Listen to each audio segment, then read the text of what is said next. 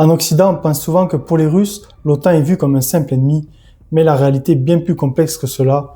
Dans cette vidéo, on analyse la version russe de l'OTAN avec des sources russophones. Ça commence tout de suite. Déjà, cette idée qui consiste à dire que pour les Russes, l'OTAN est vue comme un simple ennemi date de la guerre froide. En effet, à cette époque, c'était totalement vrai, car le bloc otanien est né de la volonté américaine de s'opposer à l'expansion du communisme en Europe.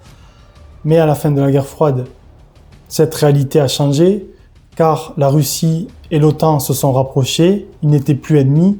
En effet, ils souhaitaient garantir en Europe une sécurité commune, mais une chose commence à obséder les Russes, c'est l'élargissement de l'OTAN. Vladimir Poutine, qu'on va lire avec cette source russophone, qui nous dit que, je vous la lis, Réaction Poutina na približenie NATO k granicám RF, qui signifie réaction de Vladimir Poutine au rapprochement de l'OTAN des frontières russes.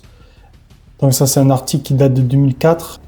C'est à cette période que les pays baltes entrent dans l'OTAN et Poutine réagit à cela et dit que Président заявил, что у России нет какой-либо озабоченности связанной с расширением НАТО.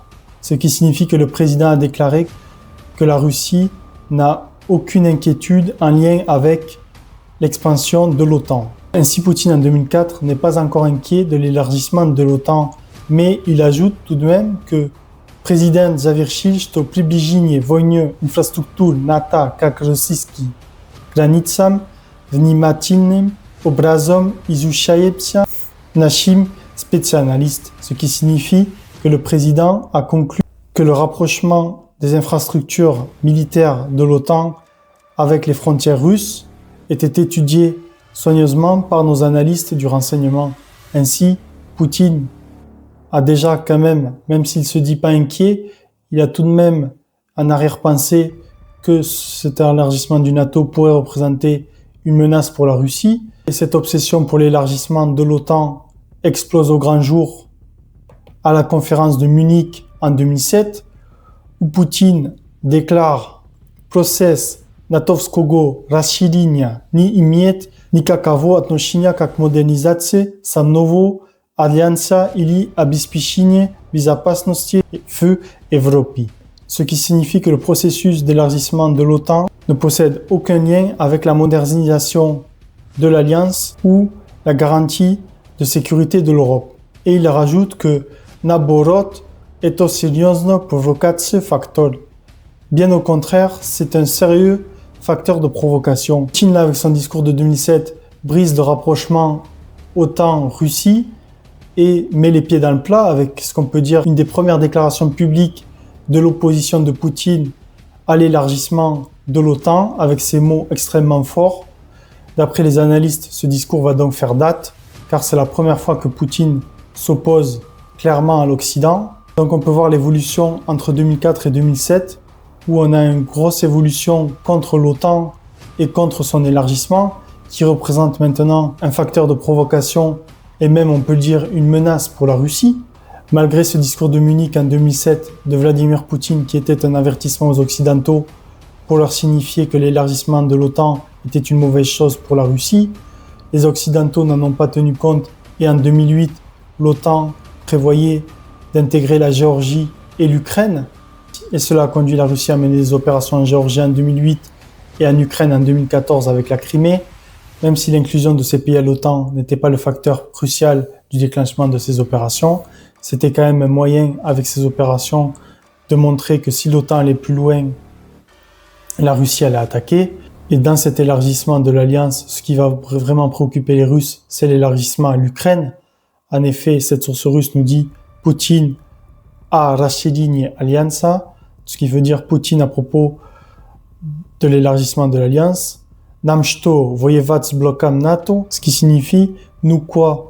combattre avec le bloc de l'OTAN. Ensuite, il affirme que вступление в НАТО Украины создает войну угроз для Крыма, ce qui signifie que l'entrée de l'Ukraine dans l'OTAN crée une menace militaire pour la Crimée. Poutine s'explique plus loin en disant que в доктринальных документах Украина написано, что она собирается вернуть Крым w tom cisle wojnę Putin.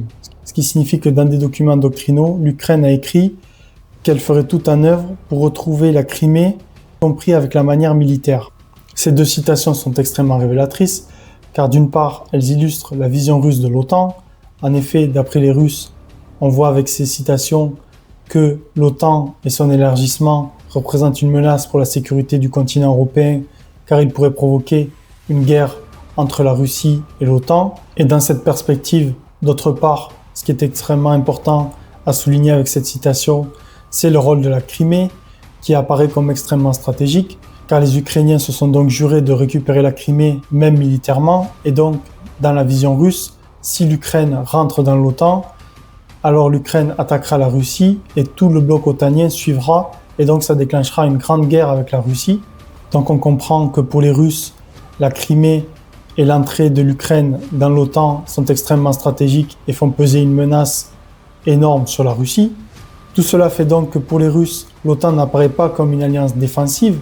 En effet, d'après cette source russe, on lit que w Rosji rozkazali o planach NATO organizować nowiu blokadu Leningrad, ce qui signifie en Russie, on discute des plans de l'OTAN d'organiser un nouveau blocage de Leningrad.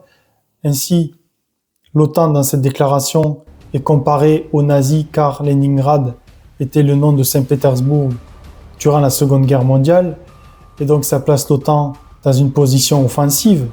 En plus, on lit dans cet article que l'OTAN organiserait Morskaya Blokada i Sarfat Kaliningrad, donc un blocage maritime et une conquête de Kaliningrad.